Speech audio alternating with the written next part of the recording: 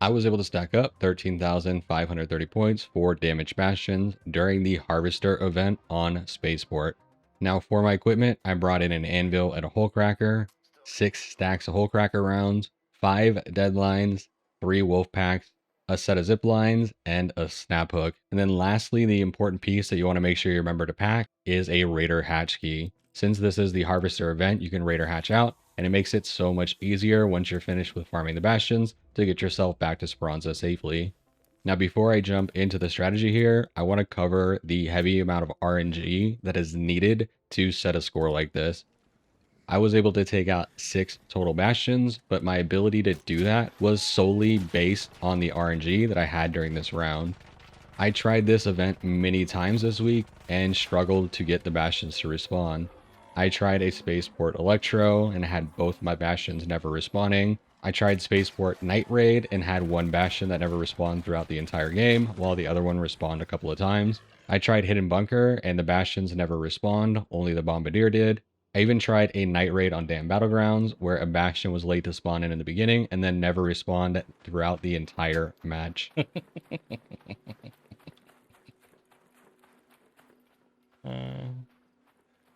Yeah.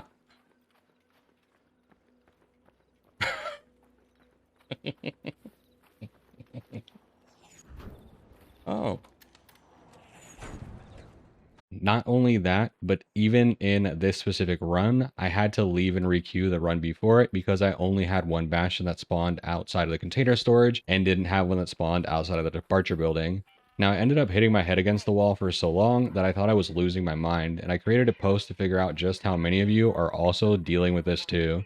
I was actually really surprised at the response, and it actually helped me feel a little bit better to know it's not just me, and to know that there is absolutely something wrong with the spawn mechanics in this game. I do want to take a second to say thank you to Heart_W, who ended up commenting on that post and let me know what their strategy was, which ended up working out super well for me in this run.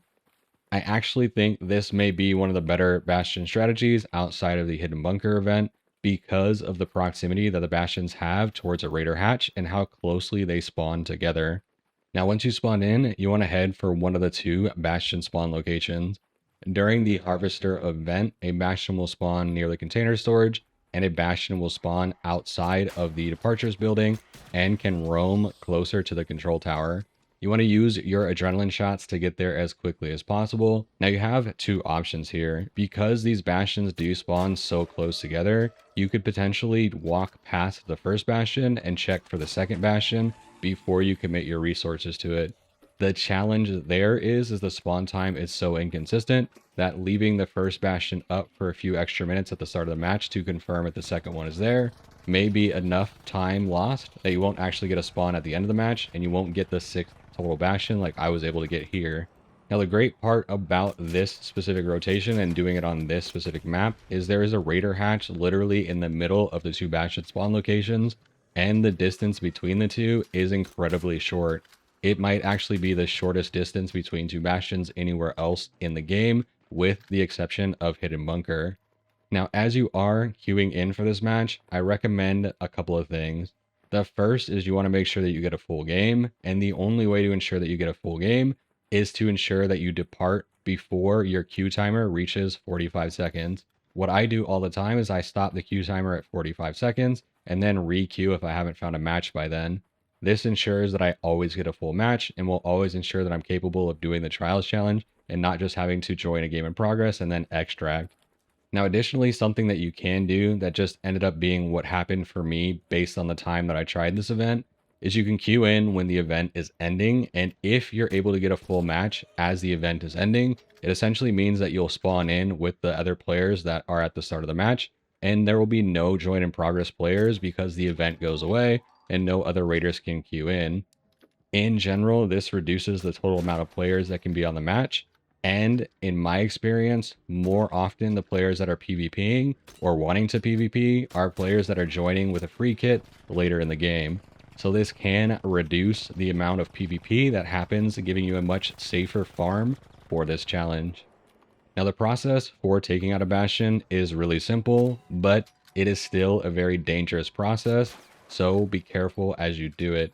Now, I do recommend using a light shield, and while it is a little bit dangerous if you get caught out by a Bastion's Gatling gun, the run speed that you need to place a deadline on its head once you've immobilized it is important. And the light shield provides you the maximum run speed, which allows you to get on top of its head, place the deadline, and get back to safety. Now, the trick to doing that is you want to aggro Bastion once you're from a place of solid cover. Remember that if a deadline goes off and any part of you is within the line of sight of it, within the 10-meter radius that it has, it will knock you out instantly and you will go down. So you need a big solid object that you can hide behind that will protect you from that deadline going off. You can use the hole cracker to aggro it to you, but before you aggro it, I do recommend looking around the area to see if there are comets, fireflies, or hornets that are roaming around. Definitely take those out first, because if you don't, they can cause a lot of problems when you try and go and place the deadline on Bastion. Now, with your hole cracker, aggro Bastion and shoot one of its legs.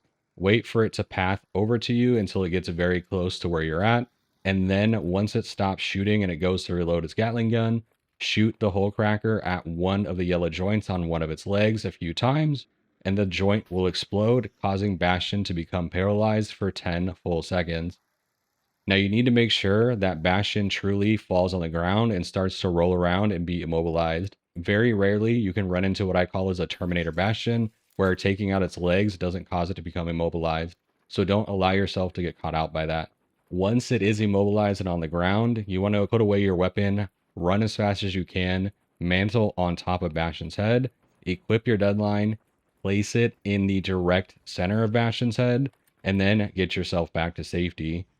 Failing to place the deadline in the direct center where the circular plate of armor is on the top of its head will mean that you will not one-shot Bastion with that deadline, and you'll need to use some of your hole cracker to finish it up.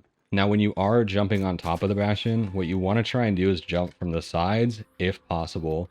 Jumping from the front of Bastion just takes a really, really long time because it's usually angled up when you approach to mantle on top of it. But if you jump from on the sides, you'll mantle up much quicker, and it's a lot less risky for you to get back to safety. Now, as you are placing the deadline, as long as you're on top of its head, it shouldn't break the planting animation and you should be totally fine. But if for some reason you're trying to place the deadline and the animation fails a couple of times and you have to restart the placement, just get yourself back to safety because you're running out of time before Bastion gets back up, and there's just too much risk to try and go for the deadline at that point. Just take out another leg and redo the process. In terms of scoring, a single full Bastion elimination will give you 2,255 points, and that is as long as no other raiders have done any damage to it. Once you've taken out the first Bastion, I recommend using zip lines to get yourself over to the second one as quickly as possible. Since you cannot predict the respawn time here, you want to get them both taken out as soon as possible, so you give yourself the most amount of time possible for them to respawn for you to farm the rest of them throughout this game. Once you've taken out both of the Bastions, you can either decide to loot them if you want to, or you can just go hang out in a spot like I did on top of the control tower and just wait for them to respawn. Now, I did end up looting a couple of the Bastions all the way down, and it didn't seem to affect the respawn time at all. In fact, for the Bastions that I looted, they came back a little bit slower than the Bastions that I did not loot. So I'm sure that is all relative to RNG, but if you do want to loot them, there's obviously some good stuff that you can get off of the bodies. Now, as you are waiting for the Bastions to respawn, they should come in with a large smoke cloud, and it should be super obvious when they respawn. For whatever reason, in my game, the Bastions were not spawning in with a smoke cloud. They were just appearing on the map, and I only knew they were back based on hearing the noise of them spawning in or the noise of them walking nearby. Make sure you pay attention to the timer and don't overextend yourself and try and get greedy to go for anything more than 6 Bastions. Unless you get absolutely insane respawn times, 6 is going to be the max you're going to be able to get in a single round. I recommend saving wolf packs until the very end, just in case the Bastion spawns really close to when the game is ending. You can simply just throw your wolf packs really fast and take out the Bastion in a couple of seconds, and then get yourself to the Raider hatch. Just make sure that you clear out the area of all other enemies before you do that, as if you happen to have your wolf pack veer off and maybe hit a Rocketeer that's nearby or a Leaper nearby, obviously your problems are going to multiply. So just make sure you look around the area before you throw those. Outside of that, there really isn't a ton more to this challenge. It is a very frustrating process, at least it was for me, to get the Bastions to respawn, but hopefully this event will be helpful for you and you'll have better luck with the respawns than I did. Once you've stacked up enough points and you're happy with your score, head back to Speranza, collect any loot if you haven't already, and watch your score fly up the leaderboard. That's going to be it for me today, y'all. Thanks for watching.